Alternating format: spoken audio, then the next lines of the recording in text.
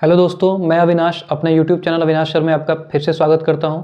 इस वीडियो में आपको मैं बताने जा रहा हूं कि आप क्वांट्स के सेक्शन में अच्छा स्कोर कैसे करें। ठीक है, जैसे पिछले वीडियो में आपको मैंने बताया था कि इंग्लिश की स्ट्रेटजी क्या रहनी चाहिए। आपने वो वीडियो देखा होगा। अगर वो वीडियो नहीं देखा है तो आपको उसका लिंक जो है उसका डिस्क्रिप्शन बॉक्स में मिल जाएगा, जाके वो वीडियो देख लें। अब इस वीडियो में हमें बात करेंगे कि क्वांट के सेक्शन में कैसे अच्छा स्कोर करें। तो सबसे ज़रूरी जो बात होती है, देखिए क्वांट्स तो लगभग सारे एग्जाम में आता है। जैसे आप एसएससी का एग्ज़ाम देने जाएंगे तो सारे एग्जाम में क्वांट्स पूछे जाते हैं। एक स्टेनो को छोड़ दिया जाए तो सब में आता है। ठीक है, बाकी आपको रेलवेज में आ जाएगा, यूपी पुलिस या एमपी पुलिस या किसी भी पुलिस बल का आप देने जाते हैं उसमें आ जाएगा, लेखपाल वगैरह में आता है, या आप किसी भी पेपर को देंगे तो थोड़ा बहुत क्वांट्स तो उसमें आता ही आता है। ठीक है, तो हम बात करते हैं, खासकर हम एसएससी की बात करेंगे या जो हमारे राज्य सेवा के जो परीक्षाएं होती हैं उसकी बात करेंगे, तो किस प्रकार के आपके क्वेश्चन आते हैं और किस तरीके से आपको उसमें अच्छा स्कोर करना है उसकी बात करेंगे। तो सबसे पहले ये देखिए कि क्वांट्स के लिए सबसे ज़रूरी चीज़ क्या है, जो हमने पहली लाइन लिख रखी है यहाँ पे, उसको ध्यान से देखिए। The practice is the only way through which one can improve the accuracy in quants. एक लाइन में ही सारी बात बोल दी गई है कि क्वांट्स के लिए आपको एक ही चीज़ ज़रूरी है और वो है प्रैक्टिस। बिना प्रैक्टिस का आप मैथमेटिक्स में कितना भी किसी से भी पढ़ लीजिए, कोई यूट्यूब चैनल से पढ़ लीजिए, किसी टीचर से पढ़ लीजिए, ब्रह्मांड का कोई भी व्यक्ति आपको क्वांट्स में नंबर नहीं दिला सकता है। वो आपको मैथ्स थोड़ा बहुत सिखा सकता है, लेकिन प्रैक्टिस करने से आपकी क्वांट्स जो है वो अच्छी हो जाती है, एक्यूरेसी बढ़िया हो जाती है और आपके अच्छे मार्क्स आते हैं। आपको क्या स्ट्रैटेजी रखनी चाहिए, बहुत बड़ी बात नहीं है। आपको 6-7 महीने की तैयारी में अच्छा नंबर लाया जा सकता है इसमें। देखिए, सबसे पहले तो आपको क्या करना है, जो हमने पिछले वीडियो में भी आपको बताया था, तो सारे सब्जेक्ट के लिए तो यही करना होता है कि सबसे पहले आप क्या करेंगे, डिटेल देखेंगे उसके। Know the detailed exam pattern and syllabus. आपको क्या करना है कि एग्जाम का पैटर्न चेक करना है। कैसे चेक करना है, उसके लिए आपको बताया गया है कि आप क्या करेंगे। पहले आप किसी प्रीवियस ईयर का पेपर उठा लेंगे, जो भी आपको पेपर देना है उसके प्रीवियस ईयर का पेपर उठा लेंगे और उसके पैटर्न को चेक कर लेंगे। और उसका सिलेबस, आपको जो भी एग्जाम देना होता है तो उसका सिलेबस नेट पे पहले ही आ जाता है। उसका सिलेबस डाउनलोड करके और उसके सिलेबस को एक बार आप लिख लेंगे पूरा का पूरा, ताकि आपको ये क्लियर हो जाए कि कौन कौन से चैप्टर आपके पेपर में आने वाले हैं। मोस्टली आपको जो क्वांट्स का सेक्शन आता है वो यही है जो हमने यहाँ पे लिख रखा है।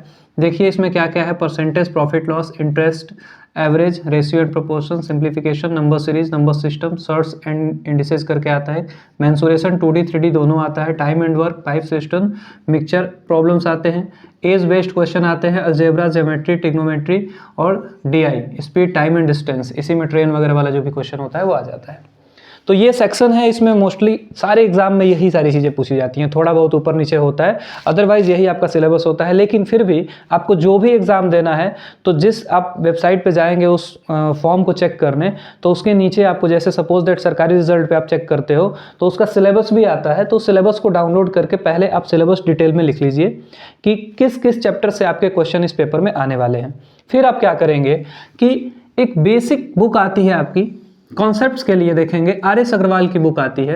आर.एस. अग्रवाल की एक बुक ले लेंगे जिसमें प्रश्नावली ए, प्रश्नावली बी करके ऐसे होता है ना, एक्सरसाइज ए बी करके होता है हर चैप्टर में।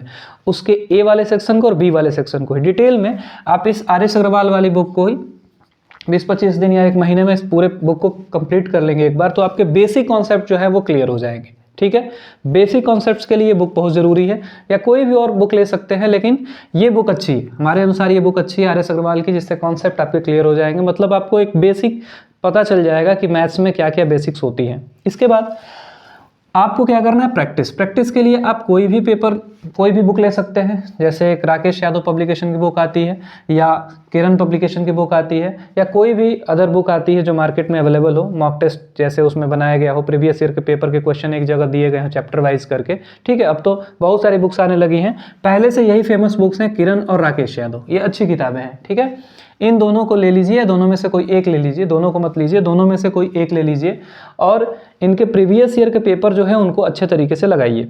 आप प्रीवियस ईयर का पेपर लगाएंगे तो आपको ये कॉन्सेप्ट जो आप सीखे हैं उसका यूज़ होगा, और उसके बाद आपको धीरे धीरे अपना मैथ्स जो है सुधरते हुए नजर आएगा। ठीक है, इसके बाद आपको 2 सेक्शन होता है मैथमेटिक्स में। देखिए, आपको एक सेक्शन जो आता है वो अरिथमेटिक वाला आता है, अंकगणित वाला, और एक सेक्शन आता है एडवांस, जिसमें आपका मेंसुरेशन आ जाता है, अलजेब्रा, ज्योमेट्री, ट्रिग्नोमेट्री, ये सब आ जाता है। ठीक है, 3-4 चैप्टर होते हैं वो उसमें आ जाते हैं। इसके लिए आप देखो, करते क्या हो कि डायरेक्ट आप किसी टीचर से या किसी से भी कॉम्पिटिटिव लेवल पे जाके पढ़ने लगते हो। सबसे पहले आप क्या करो कि आपके अगर बेसिक्स क्लियर नहीं है, ठीक है, तो आप 6 to 11, ठीक है ना, एनसीईआरटी की बुक ले लो और बहुत टाइम नहीं लगेगा। जितने भी कॉन्सेप्ट इसमें दिए गए हैं इसको अच्छे तरीके से एक बार देख लो। 6 से लेके 11 तक की जो किताब है उसमें आपके जो कॉन्सेप्ट दिए गए हैं इन सब के, 11 का बहुत सारा नहीं मिलेगा आपको, 6 से लेके 10 तक ही हो जाता है, लेकिन कुछ चैप्टर होते हैं जो आपको 11 में भी जाकर मिलेगा, ठीक है ना। तो अलजेब्रा हो गया, ज्योमेट्री हो गया। खासकर ज्योमेट्री की बात करें तो आप एनसीईआरटी की बुक उठाएंगे तो एनसीईआरटी में जो थियरम्स दिए गए हैं ना वो डायरेक्ट क्वेश्चन बन के आपके पेपर में आ जाते हैं, ठीक है। तो आप क्या करेंगे कि 6 to 11 आप बुक्स ले लीजिए और बुक्स को धीरे धीरे करके आप इससे अर्थमेटिक लगाते रहिए और साथ साथ में इसके कॉन्सेप्ट क्लियर कर लीजिए। उसके बाद आप कोई भी प्रीवियस ईयर का पेपर का कोई भी बुक आता हो, राकेश यादव वाला आता हो या किरण में दिया हो या कोई भी पीडीएफ वगैरह डाउनलोड कर लीजिए। आजकल टेलीग्राम पे बहुत सारे पीडीएफ आपको मिल जाते हैं जिससे आप चैप्टर वाइज डाउनलोड कर लीजिए और डाउनलोड करके आप पूरा प्रीवियस ईयर का पेपर का क्वेश्चन लगा लीजिए, तो एडवांस वाला सेक्शन आपका हो जाएगा। देखिए लड़के क्या करते हैं या कोई भी क्या करता है कि हम शॉर्ट ट्रिक्स के पीछे ज़्यादा भागते हैं। देखो भाई, ये गलती कभी नहीं करना है। आपको सबसे पहले क्या करना है, सिंप्लीफिकेशन टेक्निक सीखनी है। आप कितना भी गुणा गणित कर लो, ठीक है ना, कितनी भी दिमाग लगा लो, जब तक आपको टेक्निक्स नहीं पता होंगे ना सॉल्ट करने का, तब तक आप क्वांट्स में अच्छा नंबर नहीं ले सकते हो, क्योंकि बहुत फास्ट करना होता है एग्ज़ाम में, आपको बहुत ज़्यादा टाइम नहीं मिलता है, ठीक है। आपको इसके लिए क्या क्या ज़रूरी है, सबसे पहले तो आपको टेबल याद रहना चाहिए। कम से कम आपको 30 तक या 40 तक, 30 तक तो याद ही रहना चाहिए, ठीक है। स्क्वायर्स याद रहना चाहिए 50 तक, क्यूब याद रहना चाहिए 35 या 30 तक, और परसेंटेज और फ्रैक्शन, परसेंटेज का फ्रैक्शन में और फ्रैक्शन का परसेंटेज में वैल्यू याद रहना चाहिए। इससे आपको क्या होगा, इससे आपको कैलकुलेशन करने में बहुत मदद मिलेगी। कैलकुलेशन मतलब जो कि स्पीड होती है वो आपकी बढ़ जाएगी। इसके बाद क्या है, शॉर्ट ट्रिक्स यूज़ करेंगे, लेकिन सबसे पहले हम क्या करेंगे, कॉन्सेप्ट सीख लेंगे। शॉर्ट ट्रिक्स पहले ही याद कर लेंगे तो एक पर्टिकुलर क्वेश्चन तो आप जब टीचर पढ़ाएगा तो कर लेंगे, बट आप एग्जाम में जाएंगे और थोड़े से पैटर्न में चेंज करेगा, अगर कॉन्सेप्ट क्लियर नहीं होगा तो शॉर्ट ट्रिक्स आपको कोई मदद नहीं करेंगे, फिर आप बैसाखी के सहारे नहीं चल सकते हैं, ठीक है, फिर आपको बहुत नुकसान झेलना पड़ेगा। इसके बाद क्या आता है, after that practice all types of questions. कभी कभी क्या होता है कि हम जब कोचिंग वगैरह लेते हैं तो हमें टीचर जब पढ़ाता है तो ज़्यादातर वो क्या करता है, ये ध्यान रखता है कि आपको कभी भी कोई ऐसा क्वेश्चन सामने ना आए कि आप परेशान हो जाए। वो एक क्वेश्चन बताएगा यहाँ पे और उस क्वेश्चन के नीचे आपको 3-4 क्वेश्चन उसी टाइप का दे दिया जाएगा। आपको करने में बहुत मज़ा आता है और आप बेसिक क्वेश्चन करके ही और खुश होते रहते हैं। लेकिन आप जब पेपर में बैठते हैं तो आपको पता चलता है कि पेपर में तो हर टाइप के क्वेश्चन आ रहे हैं और आप उन क्वेश्चंस की तरफ देखते ही नहीं है जो थोड़ा कैलकुलेटिव होते हैं या थोड़ा जिनमें कॉम्प्लेक्स मतलब होता है, उसमें आप देखते ही नहीं है। तो आप होता क्या है कि आप प्रॉब्लम से बचेंगे, अगर पेपर से पहले प्रॉब्लम से बचेंगे तो पेपर में आपको प्रॉब्लम झेलना पड़ेगा। सिंपल सा फंडा है, आपको क्या करना है, solve not only the basic problems but also cover the complex section. आपको केवल बेसिक प्रॉब्लम ही सॉल्व नहीं करना है, आपको कॉम्प्लेक्स सेक्शन को भी सॉल्व करना है। जैसे कई सारे क्वेश्चन ऐसे होते हैं इसमें 2-3 क्वेश्चन मिला के दे दिया जाता है। आप देखेंगे तो पहले के क्वेश्चन पेपर में जो इंटरेस्ट के क्वेश्चन आते थे एसआई के या सीआई के, वो बहुत ही साधारण क्वेश्चन आते थे, बट अब के पेपर में ऐसा नहीं है।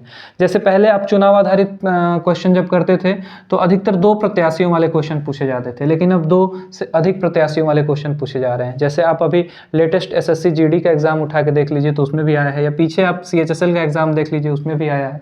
तो पहले के पैटर्न में और अभी के पैटर्न में थोड़ा सा अंतर हो चुका है। पिछले 2-3 सालों के पेपर आपको पक्का ही लगा लेना चाहिए। तो ये कुछ आपके पॉइंट्स हैं, की पॉइंट्स हैं, आप देख लीजिए। पहला है the practice is the only way through which one can improve the accuracy in quants. Second है know the detail exam pattern and syllabus. आपको हमने आर.एस. अग्रवाल, किरण और राकेश यादव की किताब बता दी।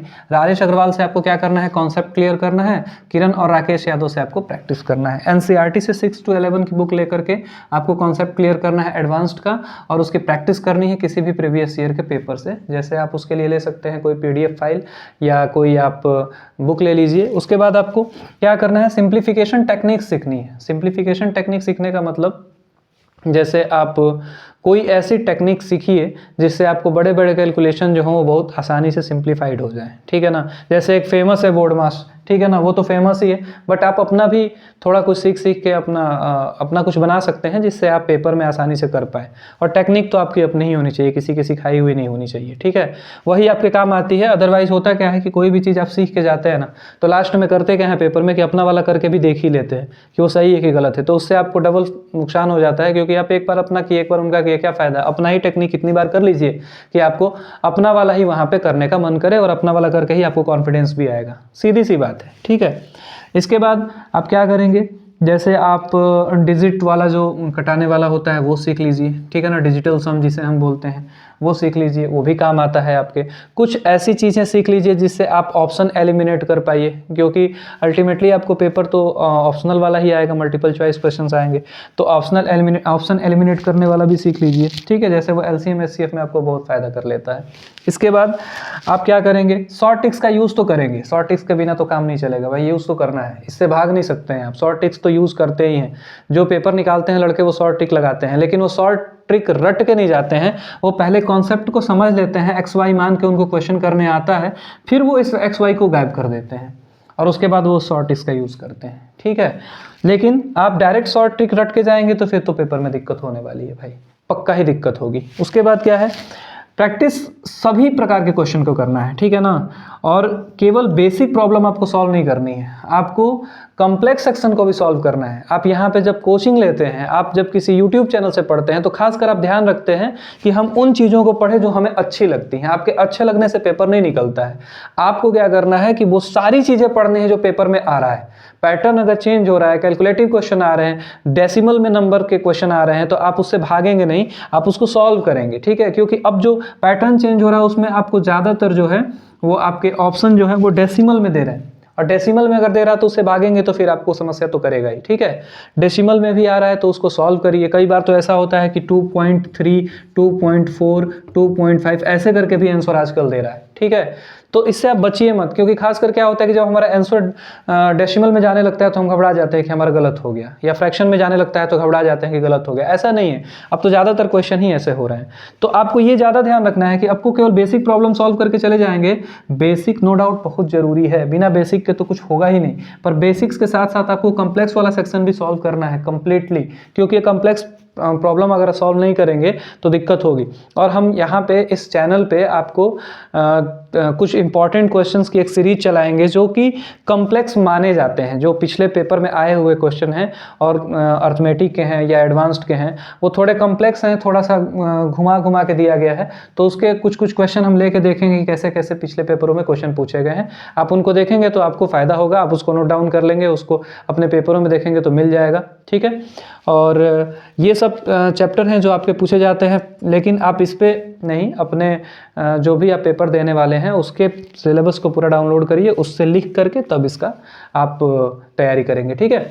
चलिए इस वीडियो में इतना ही, मिलते हैं नेक्स्ट वीडियो में आपको किसी नेक्स्ट स्ट्रैटेजी के साथ। फिलहाल तो हम 3-4 वीडियो में आपको सारे सब्जेक्ट की स्ट्रैटेजी बताएंगे और फिर एक सीरीज़ लेकर चलेंगे, जैसे इंग्लिश की पूरी सीरीज़ लेकर चलेंगे, मैथ्स की पूरी सीरीज़ लेकर चलेंगे, जीएस की पूरी सीरीज़ लेकर चलेंगे। जीएस में हमने सोचा है कि आपको लूसेंट की या कोई पिनेकल पब्लिकेशन की या घटना चक्र की पूरी बुक सॉल्व करा दें, ताकि आपको आराम से कहीं भी आप मोबाइल में हेडफोन लगा के आराम से सुनेंगे तो आपका पूरा का पूरा जीएस वाला सेक्शन जो है वो तैयार हो जाएगा, ठीक है। चलिए मिलते हैं नेक्स्ट वीडियो में, तब तक के लिए नमस्कार, धन्यवाद।